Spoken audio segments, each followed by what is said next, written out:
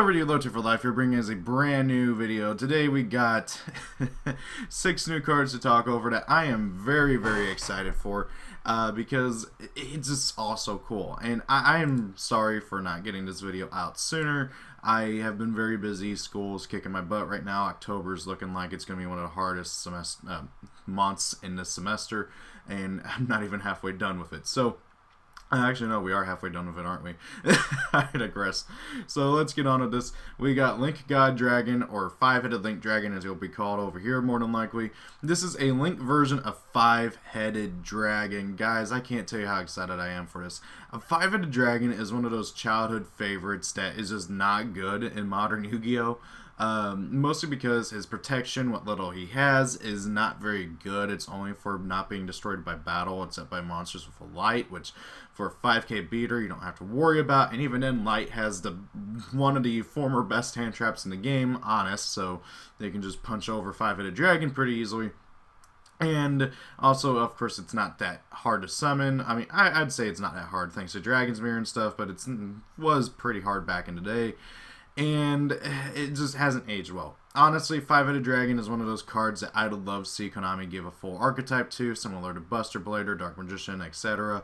Will Konami ever do it? I don't know. We did just get a reprint of 5-headed Dragon with alternate artwork, so hopefully maybe one day.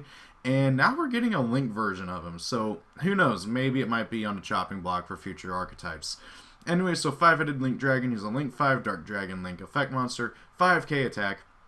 Middle left, middle right, bottom left, bottom right, bottom center. So all really good arrows. They all point towards you or benefit you. I should also mention that this is in Link Vrains Pack 3, and we still haven't gotten everything from Link Vrains Pack 1 or 2 yet, so take that with a grain of salt as to when we'll be getting these. Heck, 5-headed Link Dragon, I wouldn't be surprised if he's a promo card for like YCS or something like that. So 5k attack, I already covered all that. He needs 5 monsters to go into. That means you can't just cheese them out with like linking up and stuff, you know, making a Link 4 and then summoning a monster, go into them. No, you gotta flip over Scapegoat and summon a monster, go into him.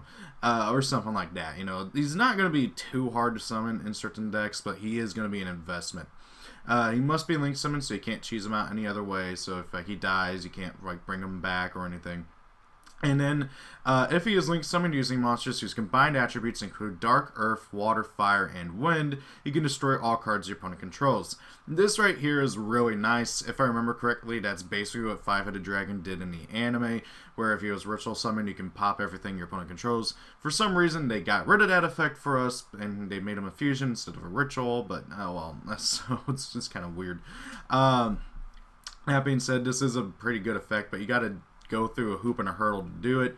Easiest way that like I've seen people talk about is using either the Ritual Doriado, I can't remember her full name, but she's a level 4 Ritual who pretends to be almost every attribute in the game while on the field, or summoning Electromite who pretends to be all of these except for Dark. So I think Dark, I can't remember, it's been a while since I've read Electromite. Basically those two pretend to be multiple attributes, so you can kind of get away with it like that. He's unaffected by all other card effects and cannot be destroyed by battle with a monster whose original attributes include Dark, Earth, Water, Fire, and or Wind. So, like with the original 5-headed Dragon, your opponent has to run over it with a light monster or a divine monster. So that's pretty cool. He's got the added protection of being unaffected by all other card effects, so that is really nice as well. So they really did just kind of buff up the original 5-headed Dragon for this. And then once per turn during your opponent's end phase, banish 5 cards from your graveyard face down, or if you cannot banish those 5 cards, send this card to the graveyard. So he does have a little bit of an upkeep, which is a bit annoying, but considering how powerful he is and how obnoxious this thing is, combined with its great Link arrows, this thing isn't going to be that bad. Will anybody actually play it in a meta deck? I highly doubt it, but I cannot stress the fact that this card is a good card. The 5 thing, God, if there's a way to cheese this thing out in freaking Grand Maju, they're gonna love it.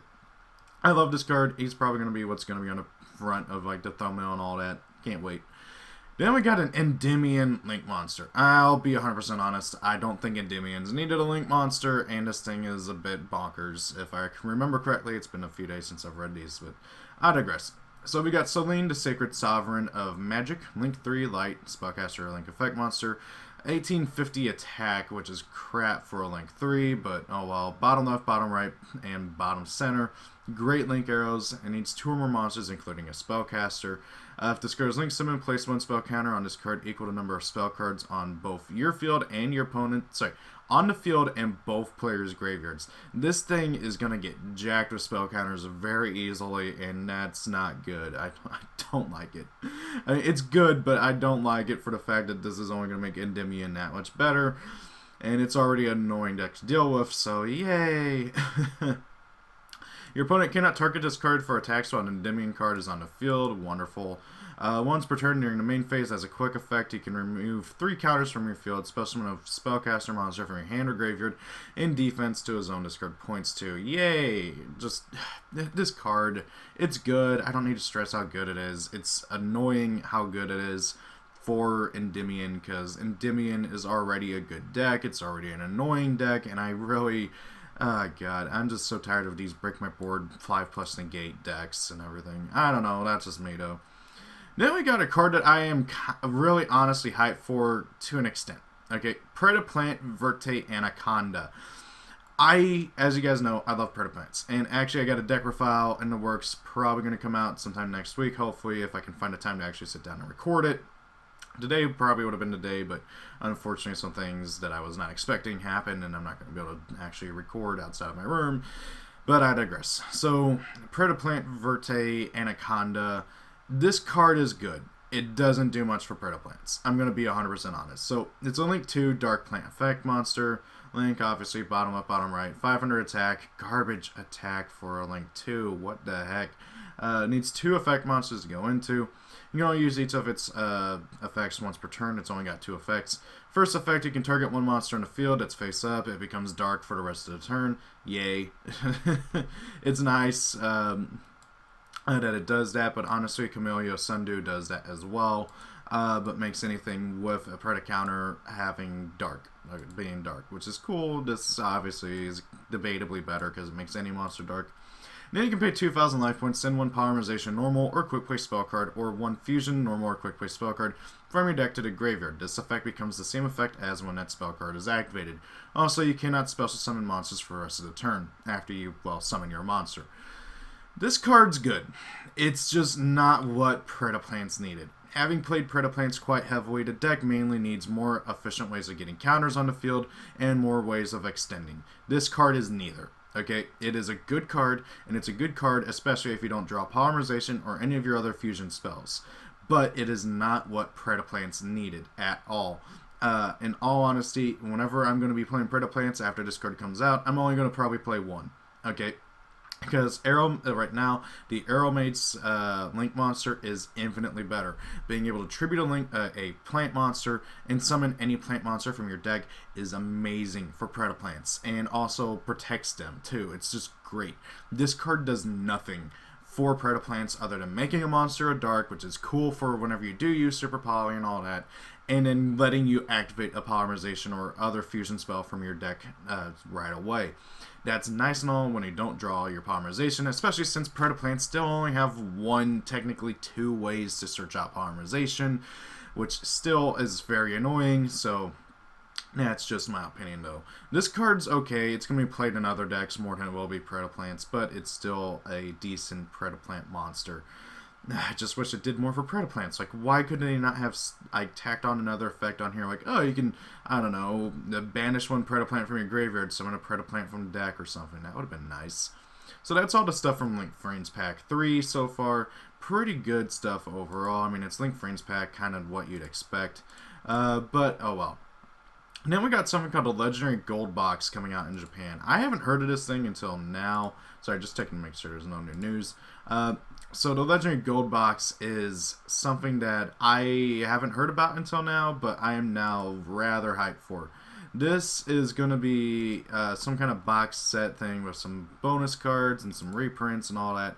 And what they're really showing off is main character aces mixed with other monsters from their same generation. So we got Dark Magician plus Red Eyes, we got Neos plus Yubel, we got Stardust plus Atichi. I'm excited for all 3 of these cards. Let's go ahead and talk about them real quick. First and foremost, we got Dragoon of Red Eyes. Actually, no, not even arguably. It is objectively the best card revealed so far in the gold box. It's a level 8 Dark Spellcaster Fusion Effect Monster, 3k attack, 2500 defense. Needs Dark Magician plus Red Eyes Black Dragon or a Dragon Effect Monster. Cannot be targeted by or destroyed by card effects on a 3k beater. Up to a number of times per turn equal to the normal monsters used as this card's fusion material during your main phase, you can destroy one monster your opponent controls, and if you do, inflict damage to your opponent equal to its original attack. So this thing's also a Volgasaurus. Then also, once per turn, when a card or effect is activated, you can discard a card, negate the activation, and if you do, destroy that card. And if you do that, this card gains 1,000 attack permanently. This card is flat out amazing. It's beautiful artwork, beautiful design, going to be the centerpiece of Red Eyes and Dark Magician decks going forward. And I don't really need to just stress how good this card is. It's really hard to kill. It gets beefier as it negates, and your opponent's going to be driven into a wall by this thing. This card is absolutely bonkers and really, really good for both decks, especially when you consider the fact that this card can be summoned off of Red Eyes Fusion rather easily, and you don't care if you get locked into only being able to summon this thing when it is that powerful. Moreover, if you're summoning this in Dark Magician and you're using Red Eyes Fusion, you don't care if you can't summon anything else for the turn, because Dark Magician just doesn't summon that often, and honestly they do it more often during the opponent's turn. My only real complaint with this card is that he doesn't pretend to be Dark Magician, so you can't bring him back with Eternal Soul, though I guess that is actually a good thing. And it's just overall really fantastic. If you can get this thing out alongside like Dark Paladin to handle the spell negation, and you just focus on negating monsters with this card, granted this card can negate anything, it's like taking the best things out of the best fusions from both archetypes and mashing them together. This thing is stupid bonkers. For Dark Magician in particular, where I feel like that if you get this thing out along with like Legendary Dragon of Dark Magician, the Legendary Dragon Knight, or whatever he's called, I can't remember, you basically kind of just win. So yeah, very good card. I feel like this is going to be the centerpiece of both Red Eyes and Dark Magician builds going forward. Not much else more to say than that. Next up, we got Elemental Hero Neos Kluger, which, by the way, Kluger is basically kind of just Wiseman. It's not exactly the German word for Wiseman. That's actually closer to like Wiseman itself, but it's like pronounced Wiesman or something like that. I don't know. I'm not a German expert. I've just seen people debate about it in comments on other people's videos, so just figured I'd mention it. He's a level 9 Light Spellcaster Fusion Effect Monster, 3k attack, 2500 defense.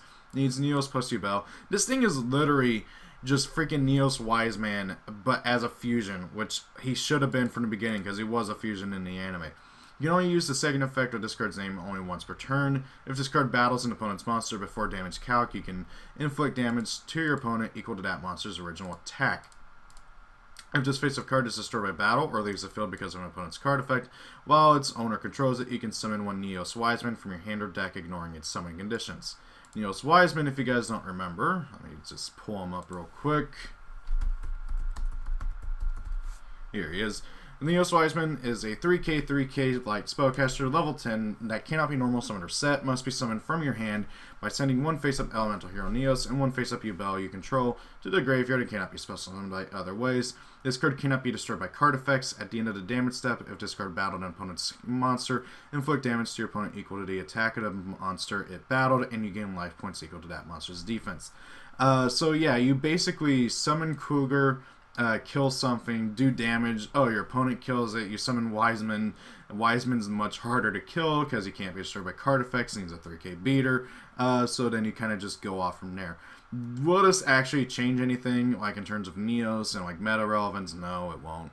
This is going to be a very fun little casual deck though, and I really like it. It's just really cool that they actually did this, and honestly, I just love it. I love the artwork, the design of this thing. It's so cool. Then we got Shooting Star Dragon TG Expansion. Freaking. Oh, God. So it's a level 10 Wind Dragon Synchro Effect Monster.